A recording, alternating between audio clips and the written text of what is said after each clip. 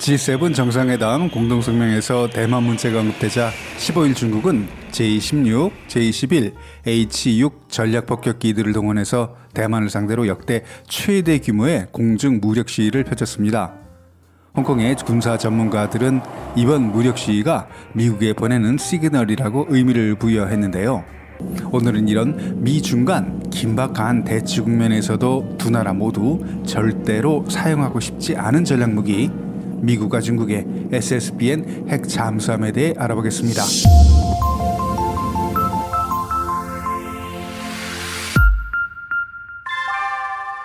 시진핑 주석은 인민해방군 해군 창설 72주년이었던 지난달 23일 하이난 사냐에서 거행된 최신 전략 핵 잠수함 함기 수염식에 참석했습니다.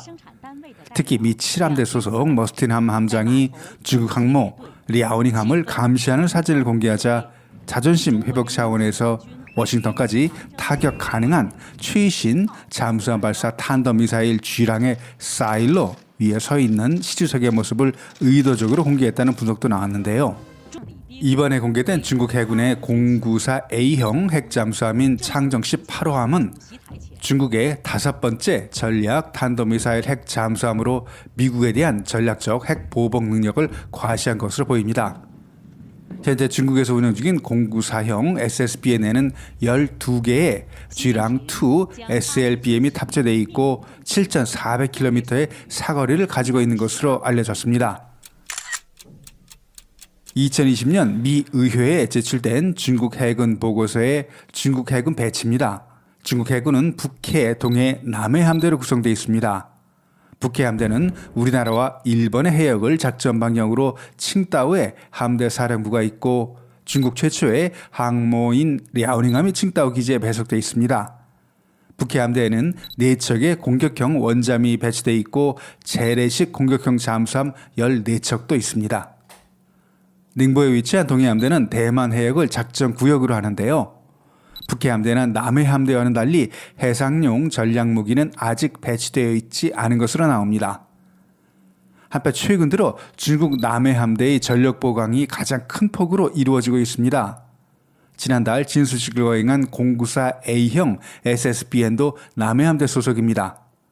중국의 두 번째 항모인 산동함을 비롯해서 중국의 SSBN 핵잠 4척은 모두 남해 함대에 배속되어 있습니다.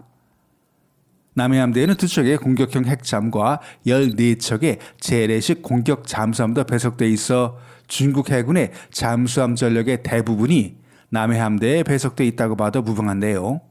이렇게 중국이 남해 함대 핵 잠수함 전력 대부분을 배치한 이유는 뭘까요? 중국 언론들은 그동안 중국의 SSBN이 쿠릴 열도 북동쪽에서 미사일을 발사하면 미국의 4분의 3 지역이 타격 범위에 들어온다고 주장해왔습니다.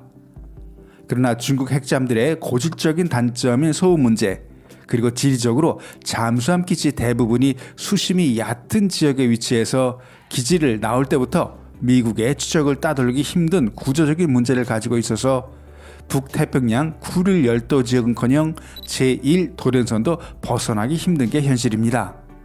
로드 메디칼프 국가안보대학장과 같은 미국의 군사 전문가들은 중국이 외교 마찰을 무릅쓰고 남중국해에 인공섬을 건설하고 군사기지를 세우는 또 하나의 이유는 중국 해군의 SSBN 함대가 미국과 연합군의 탐지나 공격으로부터 비교적 안전하게 작전을 수행할 수 있는 지역을 남중국해로 보기 때문이라고 주장합니다.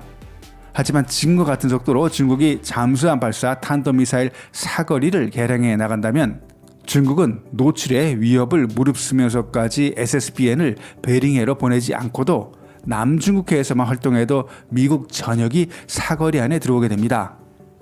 하이난 인근 중국군 잠수함 기지에서 샌프란시스코까지의 거리는 약 11,600km, 워싱턴까지는 13,500km인데요.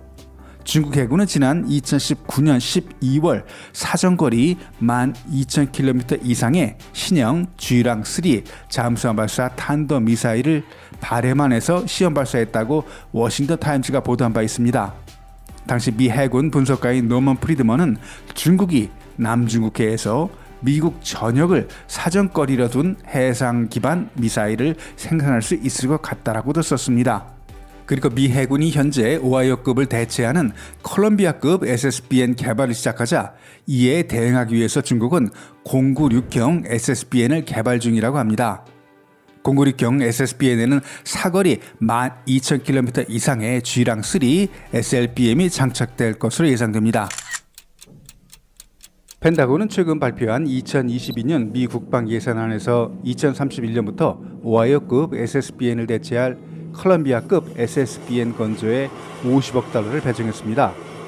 미국의 군사 관계자들은 이번 국방 예산이 중국과 경쟁에서 필요한 만큼 충분하지는 못했지만 차세대 SSBN 항목은 예산 삭감 없이 그대로 진행되는 미군의 몇 안 되는 항목 중 하나라고 말합니다.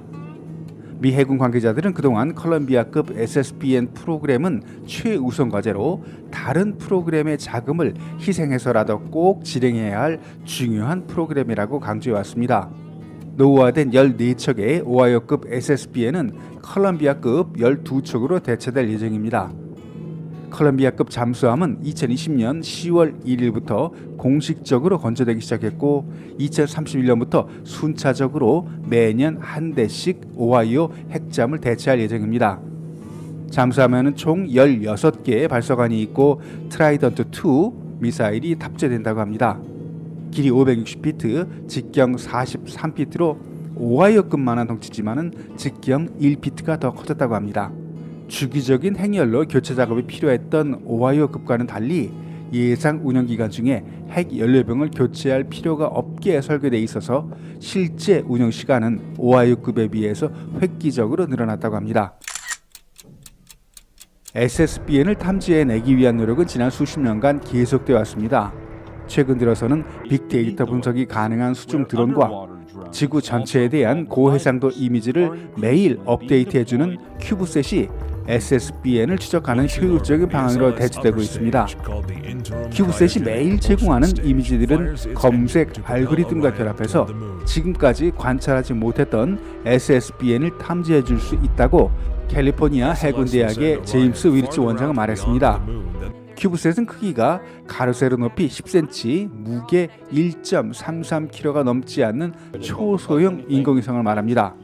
원래 교육용 목적으로 개발됐지만 적은 비용으로 우주에서 다양한 임무를 수행할 수 있다는 장점 때문에 여러 분야에서 활용되고 있습니다. 큐브셋의 가장 큰 장점은 동시성입니다. 지금까지 동시에 지구 전체 사진을 찍는다거나 대기를 분석한다는 등의 임무가 불가능했지만 네트워크로 연결된 수백 대의 큐브셋이라면 이전에는 불가능했던 여러 가지 임무 수행이 가능해집니다.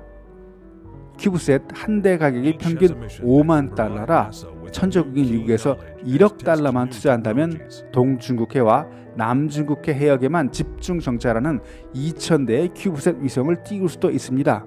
물론 이건 이론적인 이야기입니다만 그만큼 기존 위성들이 하지 못했던 실시간 입체적인 추적이 가능해집니다.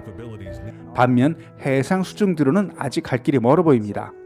퇴역한 영국 장교인 존 고원은 북대서양과 노르웨이 지역에 400만 대 정도 무인 드론이 있어야 이 지역에서 활동하는 SSBN을 추적 감시할 수 있다고 합니다. 400만 대라는 숫자에서 알 수 있듯이 수중 드론이 실제 운영되기에는 아직까지는 어려워 보입니다. 오늘 영상은 여기까지입니다. 여러분들의 좋은 의견 댓글로 부탁드립니다. 구독과 좋아요는 영상을 만들 때 큰 도움이 됩니다. 다음 영상에서 뵙겠습니다.